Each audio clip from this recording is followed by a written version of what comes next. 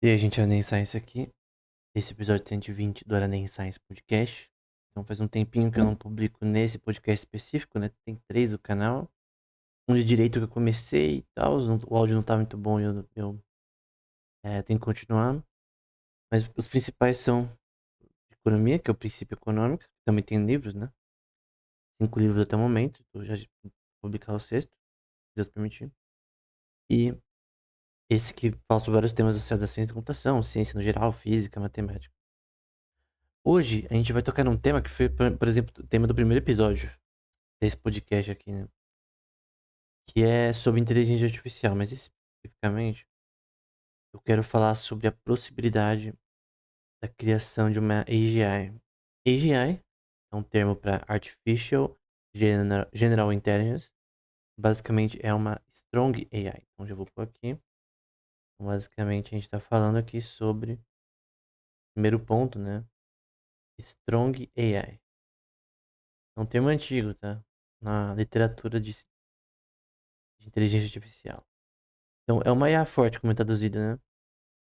É basicamente uma IA que ela é capaz de generalizar a informação. Ela é capaz de, até certo nível, ter consciência como um ser humano ou como um é, organismo como animais e tal. Se você vê o artigo do Turing, que fundou a inteligência artificial em 1950, que é o Computing Machinery and Intelligence, ele vai citar que seria melhor, primeiro, gerar uma simulação, né? Ou uma IA simula seres vivos com menor capacidade ainda, como, por exemplo, bebês, crianças. Então você conecta um pouco com Piaget, né? Você tem um pouco de Turing e Piaget ao mesmo tempo, né? Você tem uma conexão entre a noção de robótica cognitiva, né? E psicologia. Por sinal, a teoria do Piaget não sustentou com o tempo, tá? Várias questões que ele dizia ali nos seus estágios ali de desenvolvimento da criança e tal, da psicologia de desenvolvimento, falham cientificamente hoje em dia. Tá? Hoje em dia, Piaget não é tão relevante em algum quanto poderia, embora ainda é útil sim sua teoria, mas ela não é tão fixa quanto ele pensava, né? Então, basicamente, pelo Turing Piaget, você tem essa noção de robótica cognitiva, ou epigenética, a mesma coisa. Tem um curso no edX.org da Universidade de Osaka, é sobre esse tema, cognitivo. Qual a ideia aqui? É gerar modelos, até com inspiração na mente humana, robóticos e agentes têm uma capacidade cognitiva maior. Cognitiva entre aspas, né? Porque o cognitivo normalmente se pensa no cérebro humano, né? Só que tem uma coisa, né? Você tem também o que é chamado de artificial life. Normalmente é dado como a life, né? Esse tema na literatura acadêmica, né? É sobre a noção de criar criaturas artificiais com base nas reais, né? Então, vamos supor que eu quero simular o comportamento de um rato. Então, eu quero criar algoritmos que simulem o comportamento de um rato. Então, são algoritmos.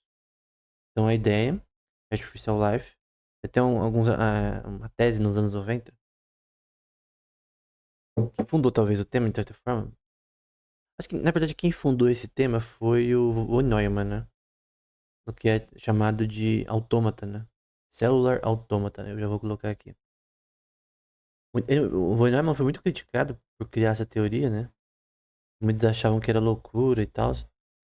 Mas Cellular Automata, né? Creio que com dois L's. Eu acho que com um L. É um dos melhores temas, assim, na ciência da computação associada à biologia, né? Isso, de certa forma, nós, por exemplo, somos seres que nos reproduzimos, né? De forma sexuada, né? Então, ele tem macho e fêmea normalmente, ao menos para humanos, mamíferos e a maioria dos organismos. Mas a ideia de celular autômata não é somente organismos sintéticos, robóticos ou virtuais que se reproduzem. Se você ler as palestras do von Neumann sobre esse tema, né? Ele primeiro vai falar muito sobre o cérebro, sobre capacidade do cérebro. Von Neumann, na verdade. Ele vai falar sobre, principalmente sobre a ideia de você sintetizar todos os elementos que compõem o corpo humano, biologicamente, computacionalmente, e gerar, por exemplo, modelos virtuais de órgãos, por exemplo. Robóticos até. Tem hoje em dia, por exemplo, a universidade, vamos ver se eu lembro, aquela do Einstein, de Zurique, né? Eu lembro de ler um artigo deles há um tempo atrás sobre um coração artificial, né? Basicamente a ideia é você ter um tecido específico, né? Um tipo de propriedade. Eu não sei se é polímeros e tal, mas qual tipo é, mas que gera um coração artificial. Só que não dura muitas batidas, né? Depois de alguns milhares de batidas, ele, ele falha, né? Então, o que tem sido feito é transplante em porcos geneticamente modificados, né? Agora, seria interessante se pudesse ser realizado um coração artificial que dure ao menos quase tanto quanto o do ser humano. É incrível como isso demonstra o design inteligente de Deus na criação, né? Como o corpo humano é difícil de replicar, mesmo você sabendo mais ou menos como ele funciona. O entendimento de como ele funciona ainda é muito cru em relação ao que pode ser descoberto. Cara, sobre a própria célula, cara. Você lê livros textos de 20 anos atrás, 10 anos atrás, eles estão desatualizados em relação a propriedades que foram descobertas ao longo do tempo da célula. Isso não é só na biologia, na física também, né? Tem, por exemplo, artigos recentes que eu vi de experimentos específicos associados à água, né? Tem propriedades termodinâmicas específicas que ela pode ter e contrariaram toda a pesquisa anterior associada à mesma, né?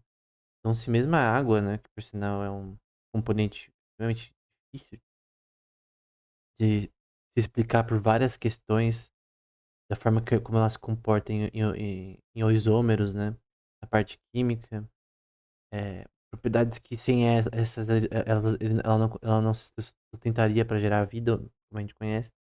Então, isso é normal. Então, coisas que aparentemente é simples, né? Você aprende lá na escola, lá, as fases da água e tal. Quando você vai para linha de frente de pesquisa no tema, você vê que tem coisas que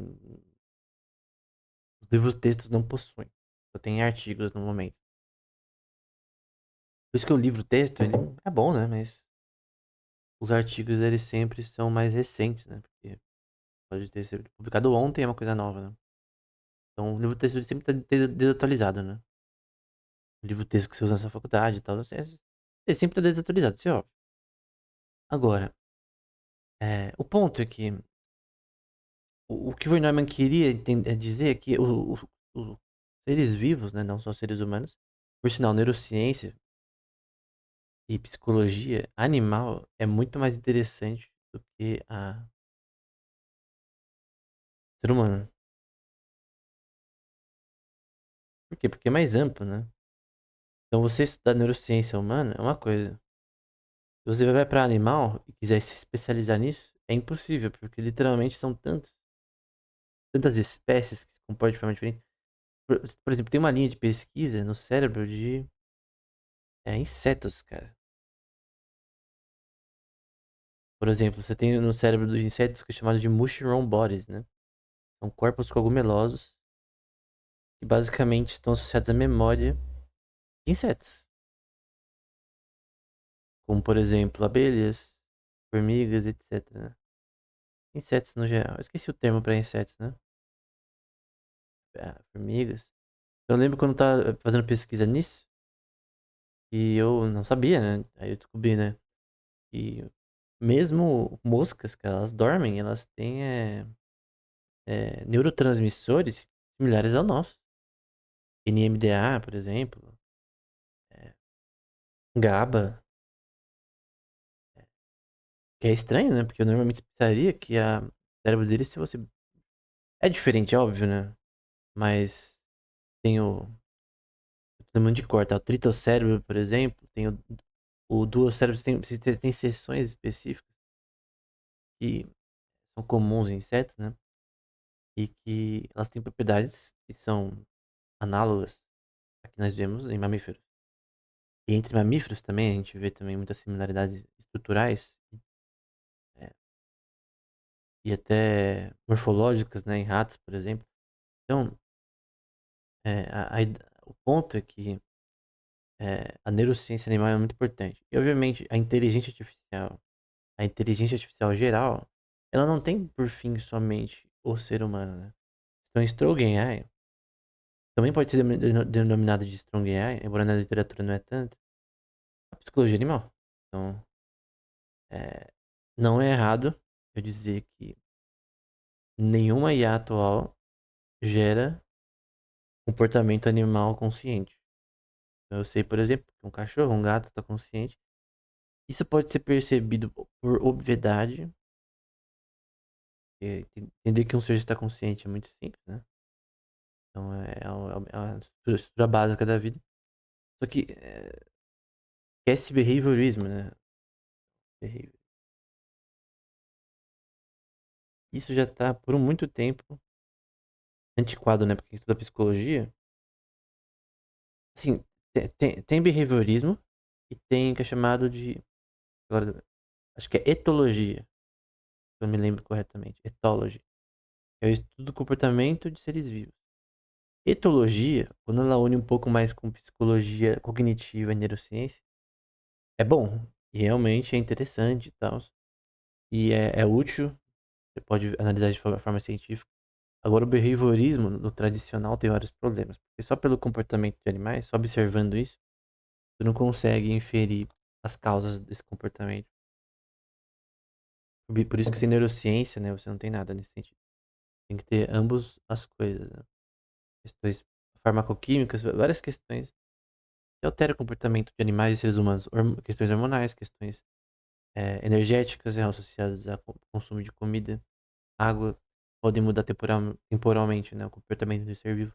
Então tudo isso é importante. Então quando a gente fala de uma Strong AI, uma IA consciente, é, quando você fala, não, eu quero uma IA consciente que nem o ser humano, cara. Na criação de Deus, né, você tá pegando o maior, tá pegando, tipo, o mais alto nível, tá separado de todos os animais, sendo que tem toda uma cadeia desde a arqueia, desde bactérias, até você chegar nos seres humanos. Então você tem complexidade de Kolmogorov, computacional, do ponto de vista óbvio, né?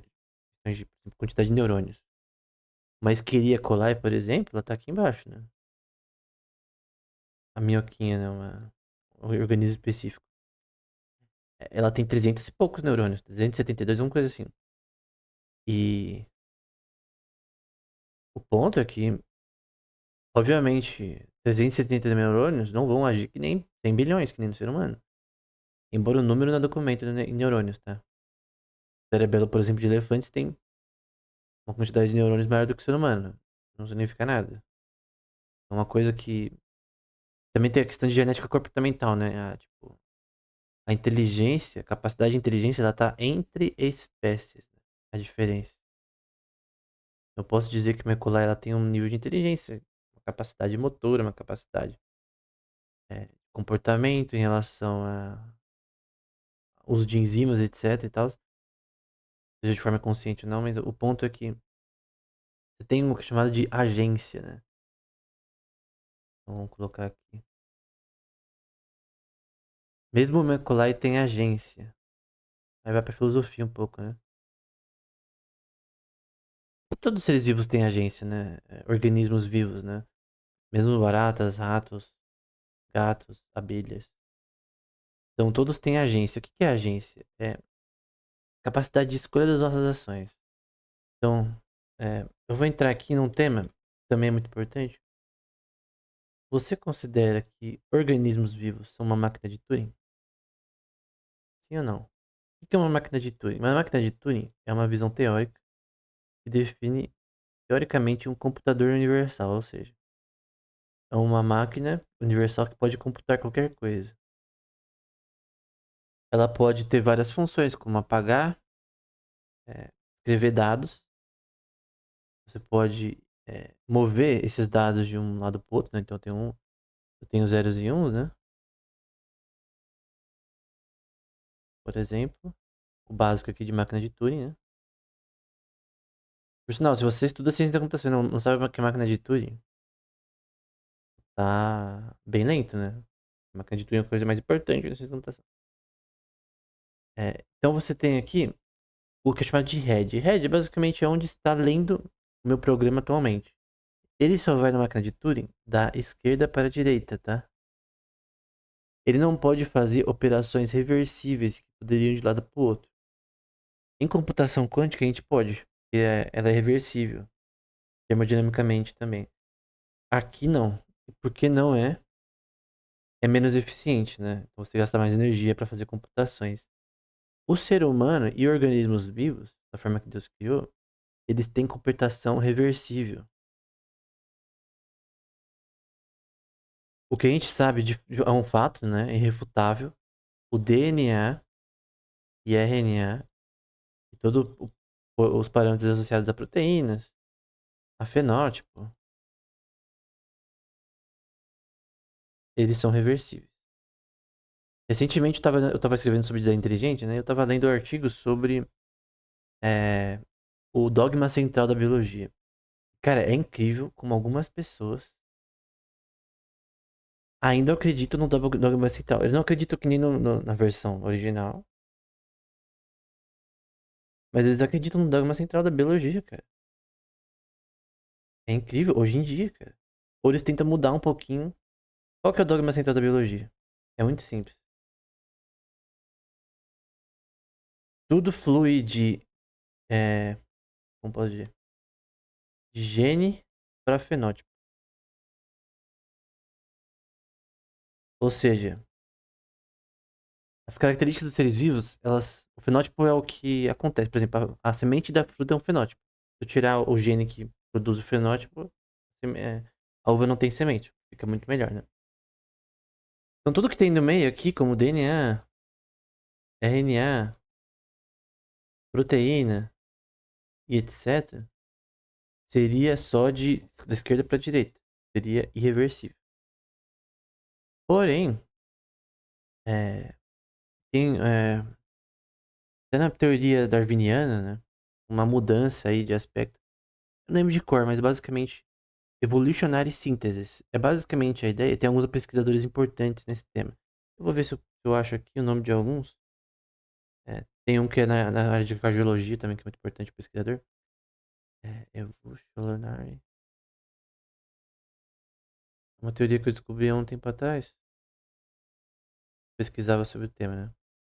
Aqui, ó. Na verdade é Extended Evolutionary Synthesis, né? É o chamado de... Vou pôr aqui. Extended Evolutionary Synthesis. Não são todos que acreditam nisso, mas, cara, pra quem, por exemplo, eu não, né? Eu sou cristão, eu sou criacionista, mas pra quem é evolucionista, cara, eu recomendo que você leia sobre esse tema aqui, porque a teoria, por exemplo, do Dawkins, Richard Dawkins, do Selfish Gene, é uma bosta. Se você quer defender o darwinismo com a teoria do Selfish Gene, desculpa, você tá muito parado no tempo. Qual que é a noção do que é chamado de síntese evolucionária estendida? É basicamente a ideia de que para você entender como o processo na teoria da evolução, que eu pessoalmente não acredito, né? Mas como a evolução aconteceu, você precisa ter uma noção de que o fenótipo pode alterar gene. É o que é chamado de epigenética, né? Sem isso, não tem evolução. Não, é impossível. O fenótipo tem que alterar gene.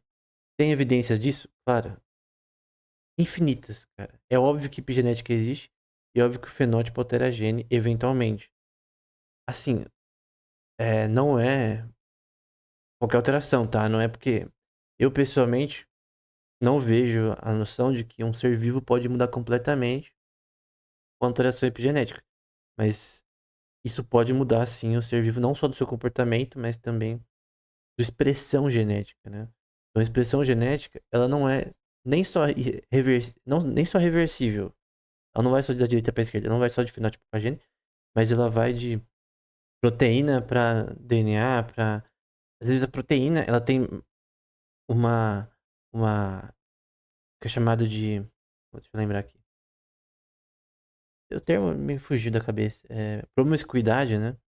Promiscuidade é o tipo de funções que ela pode vir a ter se pressionada, né? Então, o ambiente ali, por exemplo, uma E. coli, pressionado no ambiente que ela está. Então, por exemplo, tem um prato aqui com E. coli, um monte de E. coli, e aí eu pressiono o ambiente para ela ter funções diferentes. Pode acontecer. Mudar ela geneticamente também. Então, o ponto é que o... existe sim, se você pressionar um organismo, o ambiente altera pressão genética, pressão de proteínas, pressão enzimática. Então, isso é um fato. Então, algumas pessoas acreditam firmemente nessa teoria, e na minha opinião é a menos pior, vai. É a menos pior aí pra, associada a isso, né? Tem várias questões associadas à síntese evolucionária estendida, né? Que resolvem problemas que, obviamente, o Richard Dawkins não resolveu. E os tradicionais aí da escola darwiniana, né? Então, é realmente. Deixa eu pegar os nomes, né? Top Researchers, que eu quero lembrar alguns nomes aqui. Se eu ver o nome, eu acho que eu vou lembrar, vamos ver. Ah, hum, nomes, né? Vamos lá, depois eu pego aqui. Então, o ponto é que essa é uma forma melhor de entender, ao menos a teoria da evolução, embora eu não acredite nela, né? E aqui eu achei algum dos nomes, né? Associados a essa teoria, né? É o George Miller, esse eu não li. Tem o Massimo Pliglitti, né? Pligliucci. Tem o Haldane também. Não é os que eu lembro de ler, né? Mas enfim. O ponto é que é extremamente importante ver dessa forma. Então, eu já falei sobre celular autômata, sobre artificial life, sobre a noção de robótica cognitiva, sobre psicologia animal, que por sinal, como eu disse, muito mais interessante do que a humana. A humana, tipo assim, por mais que você pode estudar pra toda a vida humana e vai ter lugar, né? A animal, cara, se você estudar, por exemplo, só o cérebro de peixes tem comportamentos eletromagnéticos, né? É muito interessante, cara. Eu lembro de ver sobre isso num podcast, especificamente primeiro, depois ler artigos sobre. É realmente interessante. Por exemplo, que golfinhos, um lado do cérebro deles, de alguns cetáceos, né? Apaga enquanto o outro fica aceso, né? Um hemisfério e o outro não. Enquanto eles dormem, né? Eles conseguem se locomover dormindo. Muito interessante. Um hemisfério dorme e outro não. Tem pássaros que também fazem isso. É uma coisa que o ser humano não faz. Então é muito interessante isso, né? Enfim. Então, essa parte é muito importante para você entender a possibilidade da criação de uma AGI também. E se você quiser criar um- uma IA consciente, tem que entender, ok, o que significa isso, né? Qual que são as propriedades que fazem o organismo eu criar, né? Porque, por exemplo, tem expressão genética, você não tem o ser vivo, você não tem organismo. Então, o corpo é parte essencial do comportamento animal e humano. Então, aí vai pro que é chamado de mind-body problem, que a gente já pode colocar aqui. Mind-body problem. Então, o agente ele precisa de um corpo para ser consciente. Primeiro que nenhum agente de IA é consciente até o momento, né? A gente tenta discutindo se é possível até o momento. Mas a questão é que o corpo é sim uma identidade muito importante de um ser vivo. Por exemplo, se a gente falar sobre morcegos, né? Então, morcegos, eles têm um sonar danificado, o comportamento deles completamente destruído, né? Então depende do ser vivo, porque a gente tá falando só sobre o ser humano, né? E como eu disse, se você não resolve a generalização da inteligência em nível de animais, que são menores que seres humanos, não resolveu o problema. Não vai conseguir simular o ser humano primeiro. O ser humano, tipo, último. Poderia. Começa com bactérias, entende? Tipo, começa com coisas pequenas. Se você não conseguir fazer isso, esquece, né? A questão é. Outro ponto é o chamado de teorema de Rosen. Esse aqui é o ponto mais importante, tá? Esse teorema de Rosen, ele é muito importante. Quando eu vi ele pela primeira vez, também pesquisando sobre design inteligente, embora. Sim, você pode. Os caras do design inteligente podem usar, mas não é algo somente do design inteligente. Basicamente, ele diz que existem limitações em simulação de organismos, né? É possível simular organismos? Sim ou não? Ele também é muito importante na teoria dos grupos, né? E teoria das categorias da matemática aplicada na biologia, né? Tenta entender de forma mais sistêmica a biologia. Vai pra metabiologia também. Esse tema tem a ver com metabiologia também, né? Vou colocar aqui metabiologia. Metabiologia estuda o que pode ou não ser realizado biologicamente. Também tem a ver com a questão de sistêmica de biologia, né? É o que é, basicamente se estruturar uma teoria normalmente evolucionária, né? O Gregory Chaitin é o principal dessa teoria. Uma teoria evolucionária que explique o comportamento de seres vivos. Ok? Teoria muito interessante. Então você tem chamado, por exemplo, de teorema da completude de Gödel, né? De Gödel. Teorema da incompletude de Gödel, que basicamente diz aplicação, né? Que existem limites para matemática em relação a formalismo, né? Então não importa que tipo de axioma você use, podem ter contradições no fim nesses axiomas, mesmo se eles forem consistentes, né? Mesmo se logicamente ele não contenha nenhum erro em relação ao formalismo matemático, você pode fazer contradições, como o teorema, por exemplo, como o paradoxo do mentiroso, né? Eu disse, essa sentença é verdade. Mas e se for mentira que é verdade, né? Então é como se fosse truques, né, para você gerar contradições, mas essas contradições não minam a capacidade de você gerar matemática, né? Pode encontrar contradições, a questão é, as contradições existem. Você não acha porque talvez você, por ignorância, no máximo, né? Você pode encontrar, por exemplo, é, o paradoxo de, esse nome, eu vou lembrar, de Russell, né? Eu lembrei do princípio da matemática e fui para Russell. O paradoxo de Russell, é um exemplo, né? Só que você consegue encontrar que existe esse paradoxo, né? E um elemento é membro de domínio e não membro ao mesmo tempo, gera um paradoxo, né? Mas enfim. O ponto é que o teorema de Rosen, ele diz que é impossível simular organismo. Agora por quê, né? Qual a razão? Vamos supor que você quer simular um morcego. Aí vai por aquele artigo do Thomas Nagel, né? Como ser como um morcego, né? Então, vou aqui, Thomas Nagel, a noção de como é ser um morcego, né? Obviamente, é impossível que eu experiencie. Eu posso jogar jogos, eu posso jogar com VR, com tudo, com sonar. Posso inventar um sonar que dá pra fazer a mesma coisa. Não tem como você experienciar o ato de ser um outro ser vivo. Impossível. Então, nossa limitação em ter uma experiência consciente como outro ser vivo é uma limitação. Só que não só isso. É impossível que você replique comportamento de ser vivo mantendo a sua agência. Eu creio que esse é o ponto do paradoxo de Rosen, né? É possível manter a agência de um ser vivo simulado? Vamos supor que eu estou jogando um jogo, simula lá o comportamento de um avestruz, tô caçando ele. É... E a questão é, na vida real, o que faz um avestruz se comportar de forma diferente de outros, né? Então cada avestruz ele tem uma consciência interna e ele vai agir da forma que ele mesmo pensa, né? Obviamente tem um espectro de comportamento dele, instinto, é inato, né? Que vem de forma genética. Questões do ambiente também pode fazer. Mas da agência é o fato de que Aqui eu vou tentar contrariar um pouco o teorema de Rosen, né?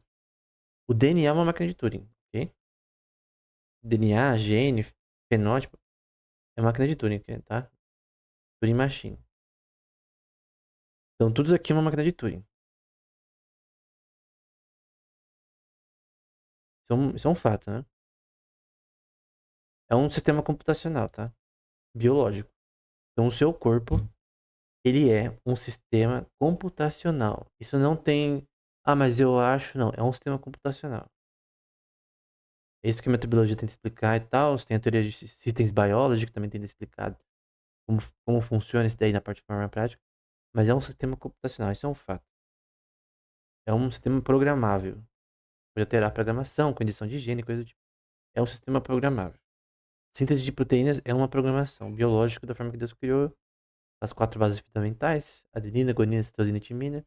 Depois com 20 aminoácidos. Para a formação de proteínas, etc.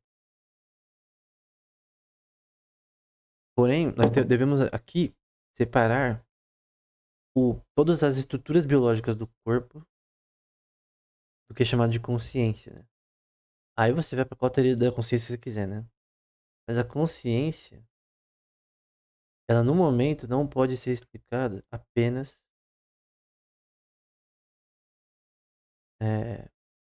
neurocientificamente. Quando eu tô dizendo isso, não precisa ser dualista aqui, tá? Mas o ponto é, entra pro problema difícil da consciência do David Chalmers. Basicamente, eu não consigo explicar a fenomenologia da consciência. No momento, né? Você pode explicar, a área de Wernicke faz isso, a área de Broca, a área de Geswind, o cerebelo faz isso, a basal ganglia, o córtex pré-frontal.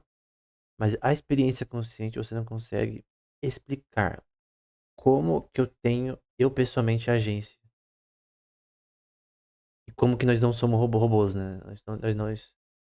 Nós somos independentes do observador, como diz John Searle. Nós temos livre agência. Não é livre-arbítrio, é livre agência. O que significa que eu tenho livre agência? Eu tomo decisões livres. Obviamente imperfeitas, né? Até decisões que podem prejudicar, né? Então, nós somos seres imperfeitos, né? Então, essa livre agência, no fim, é uma escravidão, né? No fim. Isso vai nos fazer pecadores, de certa forma, também. Vai nos fazer cometer erro, né? Mais que a gente se esforce pra não. Por isso que sem Cristo é impossível você ser livre de fato, né? Tem uma passagem, né? Uma coisa, se credes em mim, verdadeiramente sereis livres, alguma coisa assim, mas enfim. É uma questão ética, né? Mas enfim. Na questão de uma agência, de um organismo, como que você introduz a agência para uma IA? Por exemplo, o ChatGPT, ele tem agência? Não. Ele responde às suas perguntas, ele responde ao input externo, ele é dependente do observador, é dependente da programação que colocam nele. E ele é um sistema, como tudo IA, de optimização de erros. Optimiza erros para responder da melhor forma possível. Outro ponto que a inteligência artificial nos mostra é que a linguagem, ela é matematizável, né? Embora as pessoas do departamento de letras não gostem disso, talvez, a linguagem é formalizável e matematizável.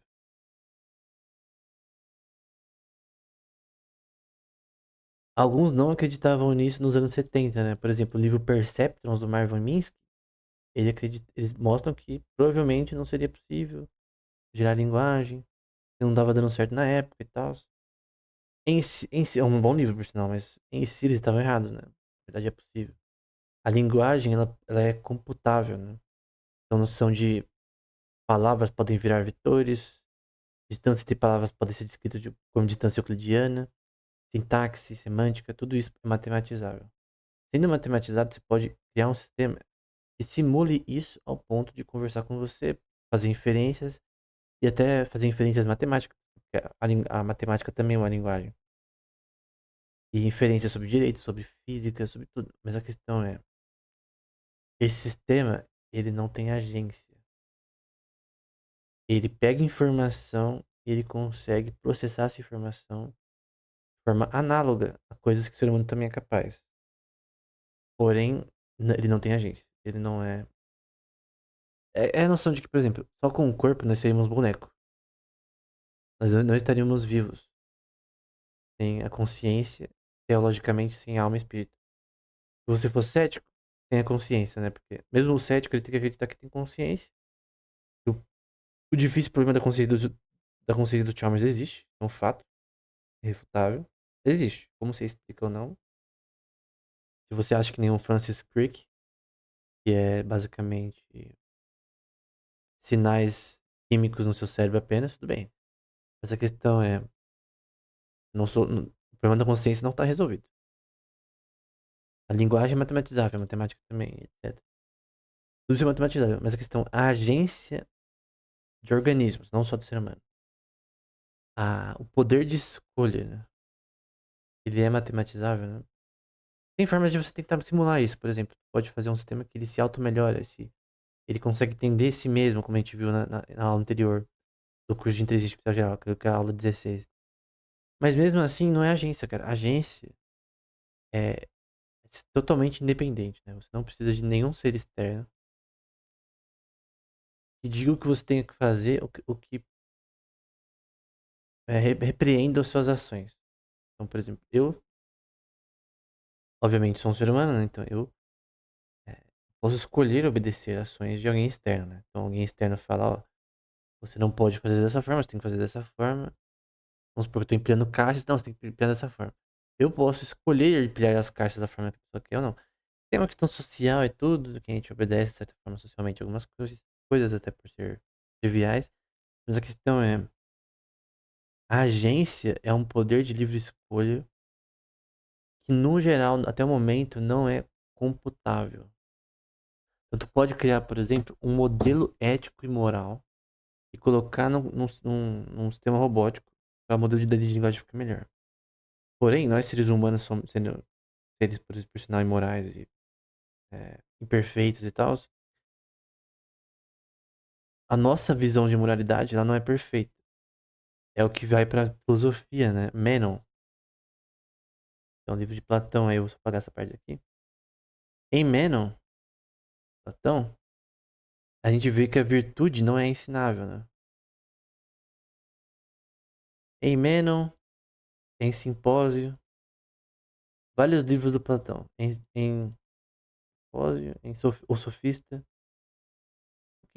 Se a virtude não é ensinável, lascou, né? Porque basicamente significa que se eu criar um modelo de ética e moralidade, por mais que seja o mais bem feito possível, por ela não ser ensinável, ela não é programável. Eu não consigo fazer um algoritmo que gere isso. E o paper que eu vou deixar na descrição fala exatamente sobre isso. Então ela não é programável. Se ela não é programável, e também ela tem a noção de que, por exemplo, você tem um espaço probabilístico muito alto, né? Em relação à agência. Porque a agência, por exemplo, o paper que está na descrição, ele fala, por exemplo, eu posso pegar um parafuso, eu posso usar para parafusear alguma coisa, eu posso usar para tentar alcançar uma peça que eu quero achar que eu não alcanço. Eu posso, é, sei lá, posso usar para N razões um parafuso. A razão, o objetivo que eu vou usar o parafuso, depende do objetivo e do para que eu quero usar. Então, perdão, como é o nome? Ethos, não lembrar o termo. A razão do uso de coisas, da função das coisas, então funções, elas são muito em agentes, né, de exploração. São ambíguas e amplas, né? Ou seja, do ponto de vista probabilístico, as formas que você pode usar N coisas são, entre aspas, infinitas e indefinidas. E se elas são indefinidas, significa que eu não consigo fazer um sistema programável consiga fazer isso, né? Então, o ser humano ele pode encontrar diversos usos para diversas coisas e é quase limitada a capacidade de imaginação. Agora, a agência de um agente de IA, ele não existe, né? Ele não tem agência. Ele é dependente do observador. Tanto que quando você tinha anteriormente as redes de IA sem muito, por exemplo, programação que não deixa ela falar merda, ela fala merda sem parar. Então, por exemplo, se você pegar o jogo, acho que é Dungeon AI, uma coisa assim. Acho que é Dungeon AI. Ele basicamente gerava é, um RPG com IA, né? Então você conversava com a IA e gerava RPG. Aí você conversava e tal, e ele tava gerando muita besteira, né? Muita coisa maluca, né? Coisa de psicopata mesmo. E por que isso aconteceu, né? Porque quando você não limita o que um sistema de linguagem programado fala, né? Ele fala muita besteira, né? Por quê? Porque ele não tem moral, ele não tem ética, ele não está consciente. Então você tem que impor nele é, uma ética e uma moral. Porém, se você falar com esse tema de IA atual, você vai ver que ele não segue uma ética e moral. Às vezes eu creio que ele tem menos bias que o ser humano, né? Às vezes ele é mais, como assim? A resposta da IA ela é menos sem. Tipo, às vezes é mais fria, né? Porém, em muitos temas, você vê que a programação ali colocada nele é pra realmente ele não falar coisas que são incorretas politicamente, né? Politicamente correto. Porém, mesmo que a pessoa, cara, mais justa do mundo possível, né? Fizesse esse sistema, ele não seria perfeito nesse sentido. Seria até pior que o ser humano. Porque ele não é consciente.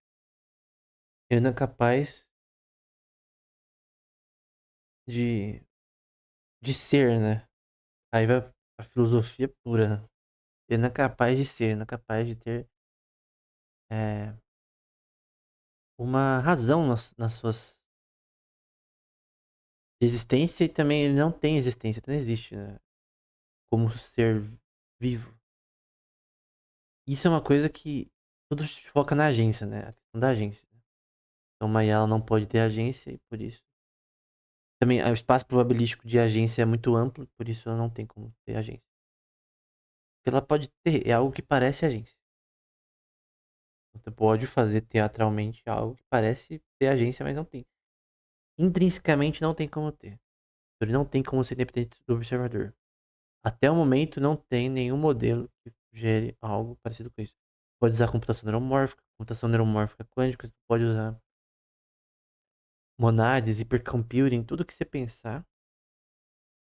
Tudo, tudo é sentado no teorema de Rosen, né? Então, basicamente, é, organismos são incomputáveis, né? Então, o comportamento de organismos não é uma máquina de Turing.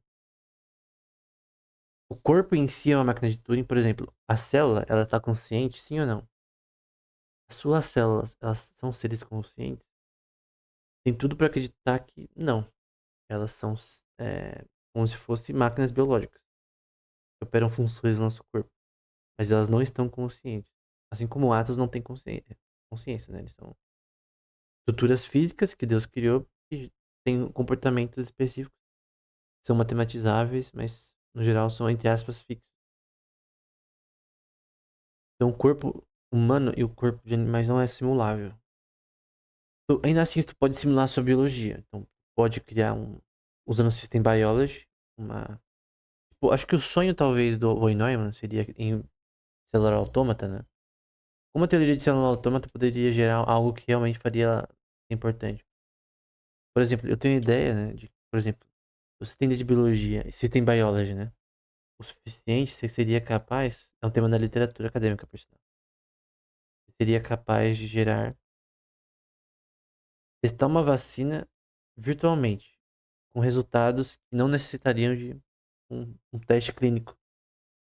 Se você soubesse como o corpo humano responde a certas coisas, em toda a variabilidade genética humana, tu criaria na simulação com vários tipos de organismos de populações diferentes ao redor do mundo, tu poderia testar vacinas, remédios antes mesmo de testar em humanos. Você testaria no direto no computador e já seria o suficiente. Isso é possível? Tecnicamente sim, porque se a gente pensar que, pelo menos, o corpo humano do ponto de vista estrutural, ele é uma máquina de Turing, esquece consciência, comportamento, vamos separar a consciência de corpo físico. Não que a consciência seja algo imaterial, tá? Mas no sentido de separado que é de células, de proteínas, etc, né? Então, obviamente a consciência é gerada por isso também, porém você não sabe como. Mas enfim. Mas vamos separar a consciência, ao menos do ponto de vista conceitual. Consciência é uma coisa, comportamento de células, etc, do seu corpo, você não controla, né? Eu não tô controlando, por exemplo, nesse momento, o que minhas células, o que meus anticorpos estão fazendo. Então ele não tem nada a ver com a minha consciência. É um sistema robótico, biológico. Quando eu digo robótico, é uma máquina. É literalmente uma máquina biológica que opera funções computáveis e programáveis que podem ser editadas, né, geneticamente. A expressão genética e tal. Infelizmente, isso é um problema porque a nossa consciência, e do ponto de vista psicológico, nosso estado mental altera o gene também. A epigenética também tem isso. Então, nosso estado mental tem características hormonais e também podem gerar mudanças em expressão até de proteínas. Por isso que às vezes a pessoa tá numa depressão e tal, ou coisa do tipo, isso gera problemas no corpo dela. A pessoa fica literalmente doente. E isso gera diversos, é, por exemplo, geração de glucocorticoides e coisas do tipo, que geram atrofias em partes do hipocampo, por exemplo. Glucocorticoide, glucocorticoides, palavra difícil. Podem gerar diferenças, né? Não só no seu comportamento, mas no seu corpo, né? Vamos tirar essa parte. Obviamente a consciência não se separa do corpo, mas o ponto é que é, se você conseguir gerar, usando o System Biology, uma representação suficiente, né, não perfeita do corpo, você pode testar vacinas. Isso não contaria o teorema de Rosen, né? Porque o teorema de Rosen está conectado também com ciência, né? Conectado à noção de que eu quero simular um ser vivo e o comportamento. Eu não quero gerar necessariamente células se comportando e tal, fazendo coisas. Quando um cara vai programar, por exemplo, uma IA de um lobo no Red Dead Redemption, ele não precisa pensar em células ou é, coisas do tipo. Ele pode pensar em coisas estruturais, como batimentos cardíacos, talvez, do ser vivo e tal, mas no fim é um achismo. Não é similar à real desses seres vivos. Para ser similar, você tem que criar todo um sistema que simule completamente o organismo, todas as células do organismo. Então, isso seria limitado, né? Mas limitado pelo seu conhecimento, né? Pelo conhecimento humano acessível sobre biologia de sistemas, né? Então, se você... Deus criou essas coisas, né? Então, Deus poderia fazer, já fez, né? Até roboticamente tudo isso, mas o problema é saber como que a gente pode reproduzir isso? Como que a gente pode reproduzir, por exemplo, uma cheetah, um leopardo, né? Num sistema robótico, não só ser similar, mas ser quase igual no comportamento. É praticamente impossível. É o teorema de Rosen. Mas tu pode fazer algo que se parece. E que se comporta parecido. E eu creio que isso já é alguma coisa. E um sistema que aprende, de repente, a copiar o comportamento de outros, por exemplo. É óbvio que, na questão até de Piaget, que psicologia de desenvolvimento é extremamente importante aqui, né? Então, obviamente, o leopardo, o leão, ele não brota ali do ventre da mãe, nasce pronto, né? Tem um tempo de amadurecimento, de experiência, que é psicologia de desenvolvimento, que vai para Animais. Então, psicologia é desenvolvimento de animais, né? Como eu disse, né? Psicologia humana não é que é chato, né? É que animal de insetos, etc. é tão melhor, tão mais interessante. Tem tanta mais variedade que é muito mais divertido. Mas o ponto que é, tem a psicologia de desenvolvimento de amadurecimento dessas espécies. E obviamente, se a gente quer criar um sistema robótico que simule isso, ele também tem que ter o tempo de maturação, né? De amadurecer. Só que tem questões hormonais psíquicas associadas a isso, não só genéticas, né? Isso é importante, mesmo se a gente, por exemplo, for testar uma vacina, um remédio, em relação a, por exemplo, como um remédio, eu testar isso virtualmente numa dada população simulada, iria funcionar em crianças, por exemplo, em adolescentes, dependendo do peso da pessoa, coisa do tipo.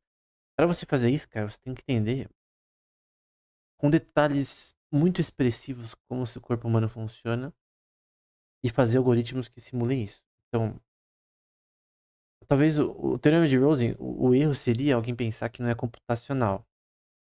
O corpo humano não é computável, tendo a consciência. E aí é outros 500. Mas o comportamento dele não é, porque você tem que ter a consciência também. Mas o ponto é computável o corpo humano, o corpo de seres vivos, mas a gente não sabe como, né? Então, eu creio que no futuro talvez seria possível testar vacinas dessa forma, mas você teria que saber como simular isso no computador de forma perfeita, quase.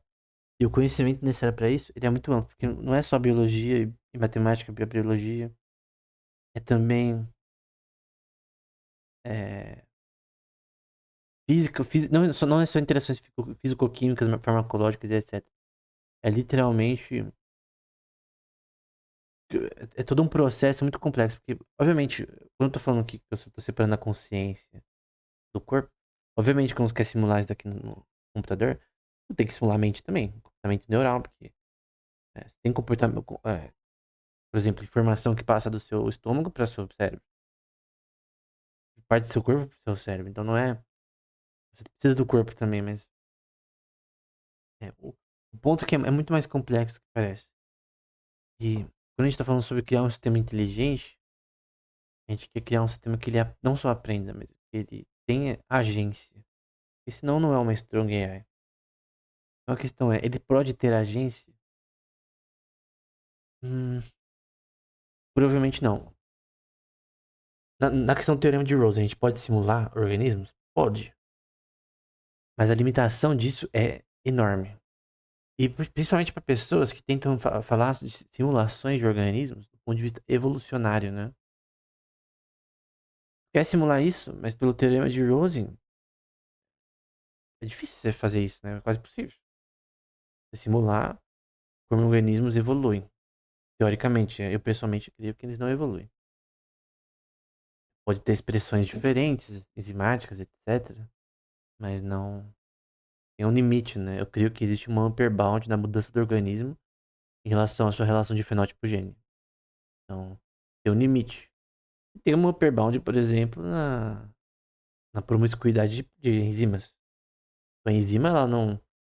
Ela é impressão do ambiente, ela não vai mudar totalmente estruturalmente. Ela vai mudar até certo ponto.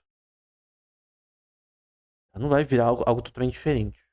Não existe na biologia.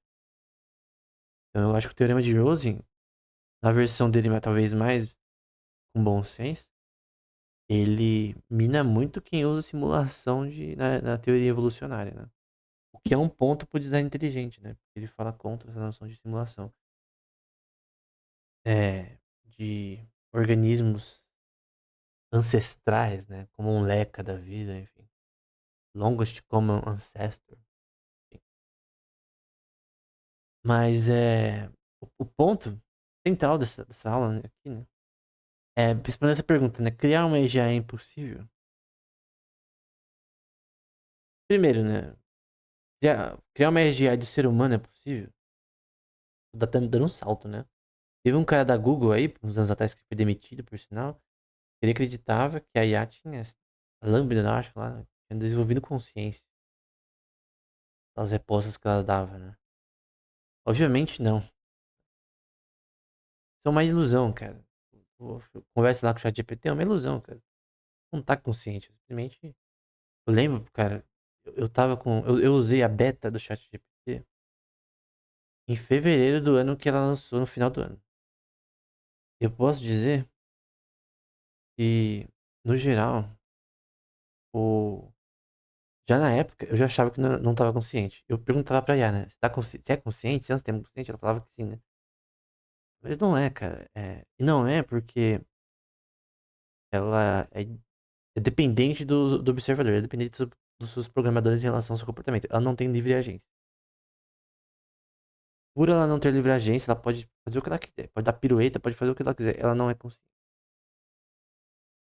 Não adianta chorar, espernear. É, não tem como, né? Então, basicamente, o ponto é: simular seres vivos é possível? Organismos de baixo nível, né? É, por exemplo, eu quero simular insetos, né? Então, vamos supor que Artificial Life é um tema ainda legal, tá? Então, não tô dizendo que Artificial Life é um dos temas que fez eu gostar de inteligência artificial, né? A ideia de tentar simular até roboticamente seres vivos, né? Também de formigas, etc. Pra fazer coisas. E tem como você fazer isso. Tem como você usar IA pra fazer isso. E tem como você fazer algo que é próximo ao comportamento deles estruturalmente.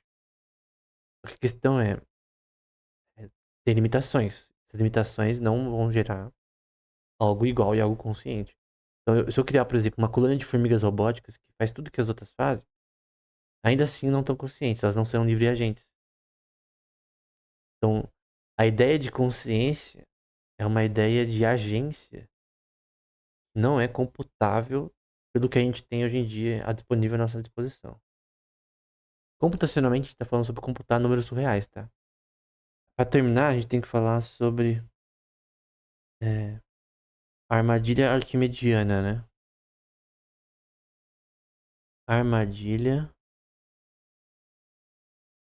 arquimediana. O que é isso?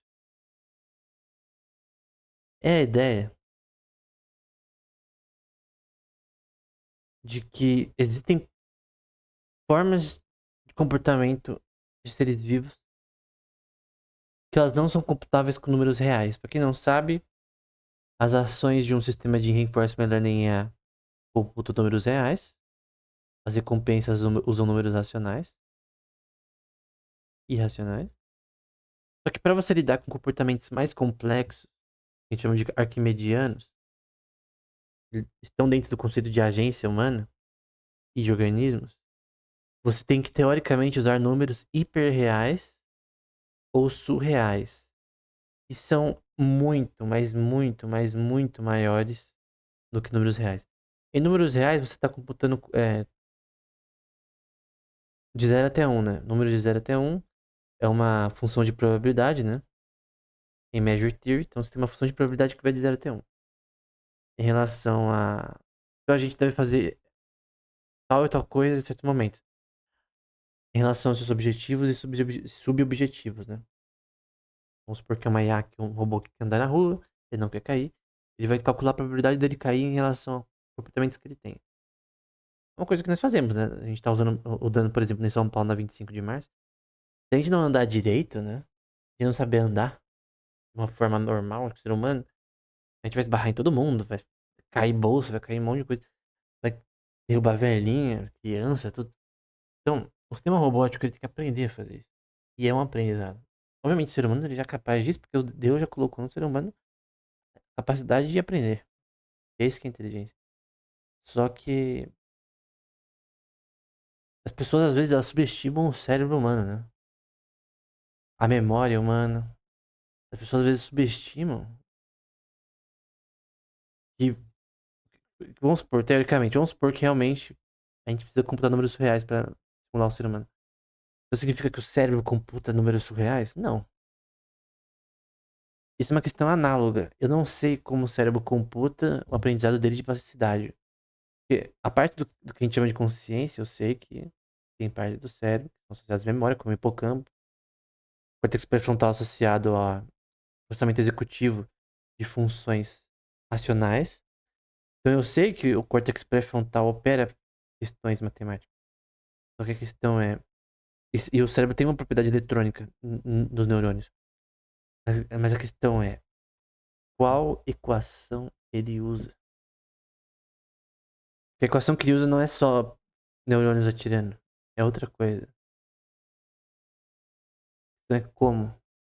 Isso é chamado de matemática neuroscience. E essa pergunta tem algumas pessoas usando topologia, usando várias questões associadas a isso. Variedades simpléticas da topologia, que é muito importante para derivar do aprendizado, né? Tem modelos computacionais topológicos, né? Neurais, para definir o aprendizado, mas no fim nós não sabemos. Então a pesquisa em neurociência, ela é muito mais crua do que parece. Está muito melhor do que há 100 anos atrás, mas ela é muito mais crua do que parece e ela não dá o que nós necessitamos para melhorar as IAs. Diga-se de passagem que, mesmo com tudo isso, as IAs têm ficado muito mais fortes e até aquelas inspiradas no cérebro, né? Como Reinforcement Learning. Algumas versões de Reinforcement Learning, elas são mais inspiradas e tal. Mas no fim, o algoritmo que você usa é uma analogia. É uma analogia do aprendizado, né? Que é a optimização de erros. Você não precisa necessariamente saber os detalhes de como o cérebro faz. Mas alguns insights te dão opções, né? O insight, por exemplo, para você usar neurônios artificiais, etc. Então, no fim, a gente imita a vida, né? A gente imita a criação divina. Só que chegar nela é impossível. Então, essas pessoas que citam coisas como é, Artificial Super Intelligence, né? Super Intelligence, que é a inteligência de uma IA fica maior que a do ser humano. Cara, nunca vai chegar no nível de um ser humano ser consciente, né? O ser humano é consciente. A IA não. A IA fazendo um monte de conta não passa de uma calculadora. Melhor. Porque a IA nada mais é do que uma calculadora melhor. Ela faz algoritmos de otimização de erros, usando, por exemplo, descida de gradiente, mas no fim é tudo cálculo e matrizes. Então, no fim, é puramente cálculo. O ser humano é puramente cálculo? Sim, eu creio que sim. Tem que ser, na verdade. Tem questões matemáticas que explicam o aprendizado humano, mas a questão é qual a equação que define isso? Pode ler qualquer livro atual, mais recente, de matemática e neuroscience. Nenhum, absolutamente nenhum tem a resposta. Ou seja, eu já viu o Geoffrey Hinton falando, né? Perguntaram pra ele, você acha que o cérebro faz backpropagation, né? Que é descida de gradiente? Aí ele diz, eu não, mas creio que é uma boa técnica que simula algo que provavelmente o cérebro faz. Mas a questão, qual algoritmo o cérebro usa? Se a gente soubesse, seria melhor. A gente poderia criar IA muito superior em relação ao comportamento. Muitas IAs, elas são ainda inspiradas no comportamento de seres vivos, né? Até no cérebro. Tem uma específica, né? Que é Liquid Neural Networks, que é inspirada na Ecolai. Então, neurociência e IA, elas andam juntas, sempre. Principalmente modelos como o BICAS, né? Que é biológico, Inspired Neural Networks. Cognitive Architectures, na verdade. São modelos de cognição inspirados mais no cérebro. Tem Spark Time Dependent Plasticity, tem vários métodos, né? Mas nenhum funciona. Nenhum gera agência de seres vivos, né? Mesmo dos mais simples. Mesmo você considerar que bactérias são agentes livres, né? Depende. Eu acredito que se elas não são. E eu creio que vários tipos de seres vivos provavelmente não são. São simplesmente máquinas biológicas reproduzíveis, né? Então a noção de consciência em bactérias depende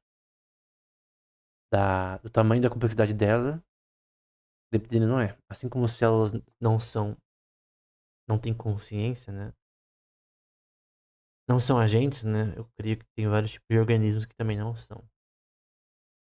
Plantas são. Plantas, elas têm um nível de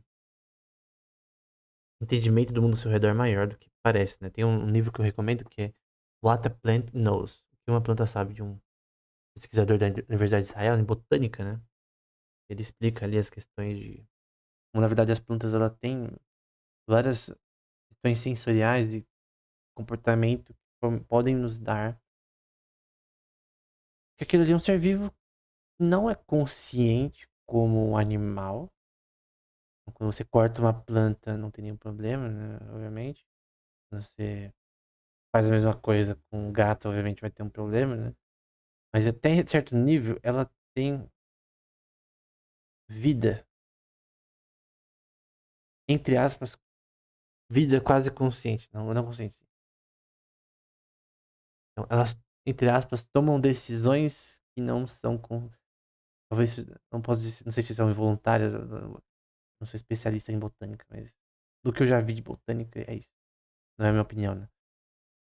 Elas têm uma capacidade de entendimento do mundo ao seu redor maior do que parece.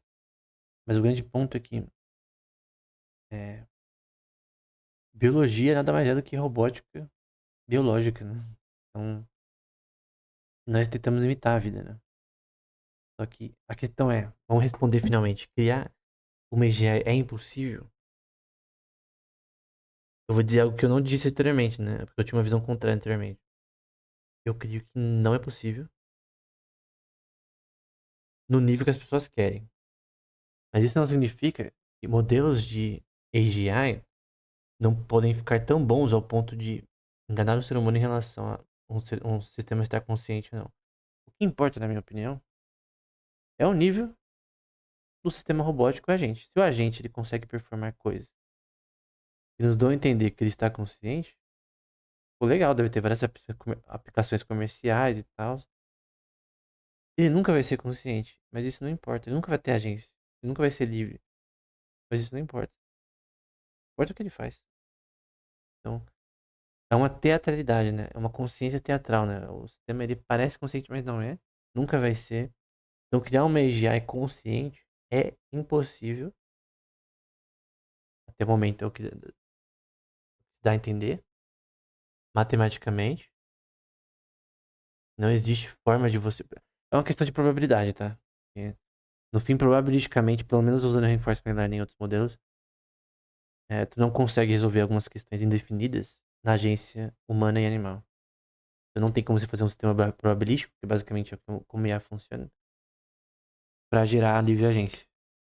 Então, tu pode gerar algoritmos de exploração e tal, mas no fim, a agência, como de um ser humano, como de um ser vivo, o espaço probabilístico é tão grande que você precisa de números surreais, no mínimo, teoricamente, né? Essa teoria pode estar errada.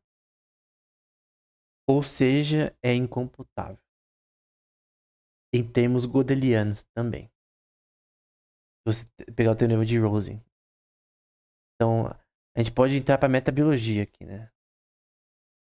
Metabiologicamente, o ser humano é computável e organismos, ele é incomputável, né?